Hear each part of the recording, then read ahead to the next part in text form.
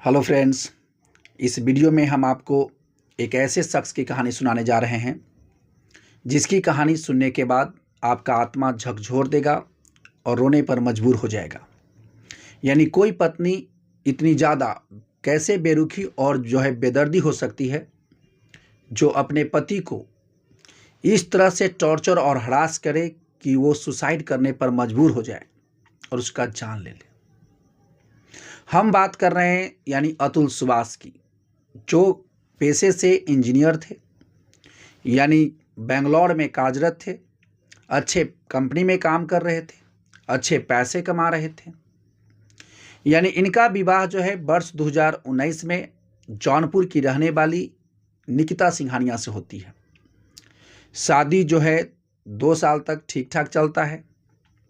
उसके बाद निकिता सिंघानिया की कुछ ऐसी डिमांड्स थी जो अतुल सुभाष पूरा नहीं कर सकते थे। इस वजह से दोनों के बीच कड़वाहट का दौर शुरू होता है और कड़वाहट इस कदर बढ़ जाता है कि दोनों के बीच अब सुलह होना शायद नामुमकिन सा लग रहा था।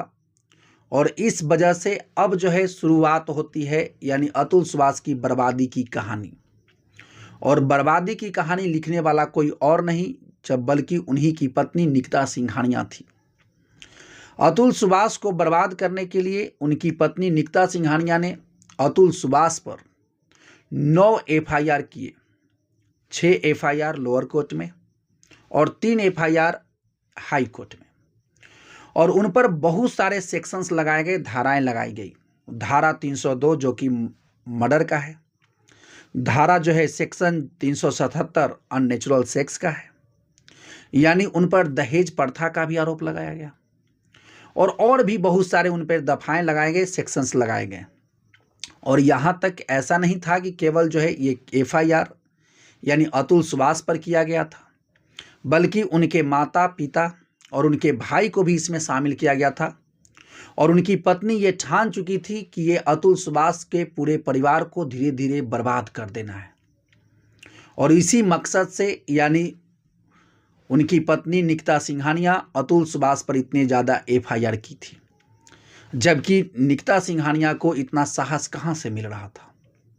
निकिता सिंघानिया को इतना साहस उन्हीं के परिवार से मिल रहा था, जबकि निकिता सिंघानिया की मदर निशा सिंघानिया और उनके भाई अनुराग सिंघानिया उनके साथ दे रहे थे। और उनके अंकल ये सब मिलकर अतुल सुभाष को बर्बाद करने पर आतुर हो चुके थे।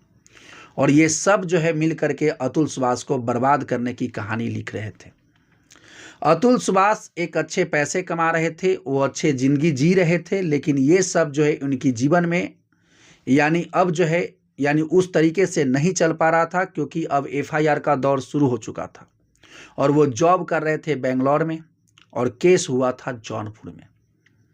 और इस वजह से दोनों का पेशी था यानी आने जाने के वजह से बहुत सारी परेशानियां बढ़ चुकी थी।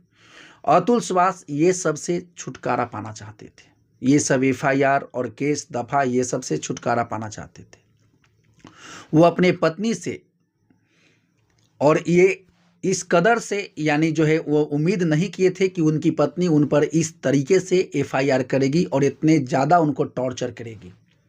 लेकिन ये टॉर्चर अतुल सुभाष सह नहीं पाते हैं। हालांकि जो वहाँ की जज थी जो जौनपुर की यानी गीता कौशिक, वो भी कम नहीं थी। वो भी अतुल सुभाष से यानी पैसे ऐंठने की कोशिश कर रही थी। और जो वहाँ का पेशकार था माधव, वो भी उनसे पैसे ऐंठने की कोशिश लगातार करता रहता था। हालांकि पैसे तो की बात तो अलग है, लेकिन इसके बावजूद उनको मानसिक रूप से बहुत ज़्यादा यानी शोषण किया गया अतुल सुभाष का।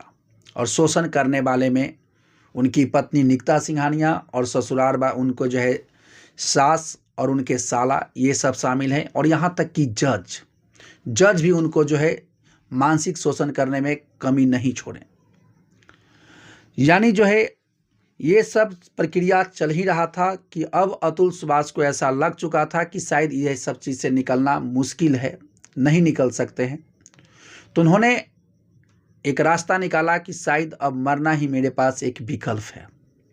और मरने से पहले उन्होंने एक प्रॉपर यानी 1 घंटा 21 मिनट 46 सेकंड का एक वीडियो बनाया, जिसको सोशल मीडिया पर अपलोड किया और अपने परिवार वालों के लिए 23 पेज का यानी जो है सुसाइड नोट लिखा।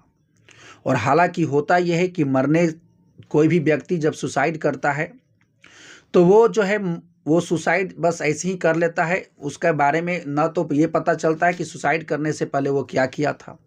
लेकिन अतुल सुभाष यानी मरने से पहले पूरा बात बताए थे कि यानी मरने से पहले हमने क्या क्या किया और कितने काम करने हैं।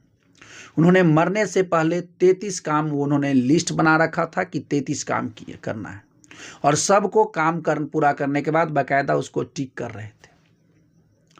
और जब ये यानी अतुल सुभाष यानी 8 और 9 दिसंबर को ये घटना का अंजाम देने वाले थे, और ये जो सुसाइड जो है 9 तारीख को किया, और उसमें उन्होंने अपनी इच्छाएं भी लिखी। उन्होंने अपनी इच्छा ये लिखी कि यदि मेरे मरने के बाद, उन्होंने पहला बात तो ये कहा कि मेरे मरने में मेरा जिम्मेवार जो है खास करके उनकी पत्नी, उनके सास और उनके साला और उनकी पत्नी के अंकल, ये सब हैं, और वहाँ के जज और जो है उनका भी हाथ है। और उन्हें इच्छाएं भी ये बताया कि यदि हमको मरने के बाद भी न्याय नहीं मिलता है तो हमारा जो है अस्थि यानी गंगा में न विसर्जन करके उसी हाईकोर्ट के नाले में विसर्जन कर दिया जाए। सोचिए वो व्यक्ति जो है यानी भारतीय न्याय व्यवस्था से कितना ज़्यादा दुखी होगा, जो भारत के न्याय व्यवस्था पर ये सवाल उठाता है।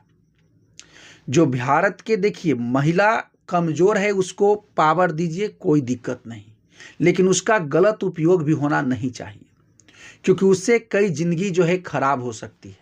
अतुल सुभाष एक बात और कहते हैं कि यदि पत्नी चाह जाए या लड़की कोई चाह जाए तो किसी के भी परिवार को बर्बाद कर सकती है, और बर्बाद करने का हथियार भारतीय कानून है, जो उसको ये ताकत देता है कि यदि वो उसका गलत उपयोग करने पर उतर जाए तो किसी भी परिवार को जो है वो जो है बर्बाद कर सकती है। और यही अतुल सुभाष के साथ भी हुआ, और अतुल सुभाष अंततः 9 दिसंबर को ये सुसाइड कर लेते हैं और ये दुनिया को अलविदा कर देते हैं।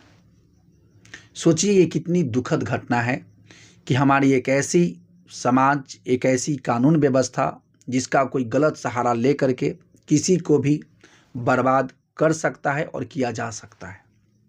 हालांकि उनका सवाल एक न्याय व्यवस्था से भी था। हालांकि जो भी हो, अब अतुल सुभाष की आत्मा को शांति मिले, अतुल सुभाष को न्याय मिले। जब अतुल सुभाष का देहांत हो गया तब उनके परिवार बेंगलौर पहुंचा था, उनका वहीं पर दाह संस्कार किया गया। उनके भाई जो है उनका कलश यानी अस्थि ले करके पटना पहुंचे।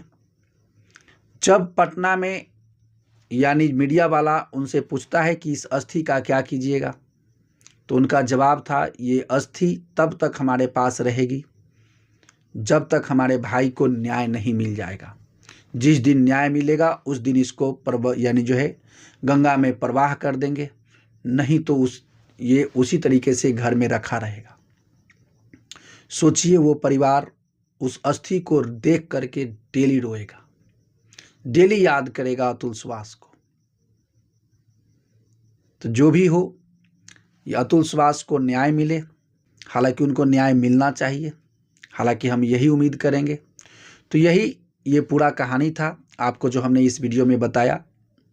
जैसे ही कोई हमारे पास और भी कोई कहानी आता है तो आपको बताते हैं। चलिए मिलते हैं नेक्स्ट वीडियो में नेक्स्ट अपडेट के साथ। तब तक के लिए thank you, best of luck.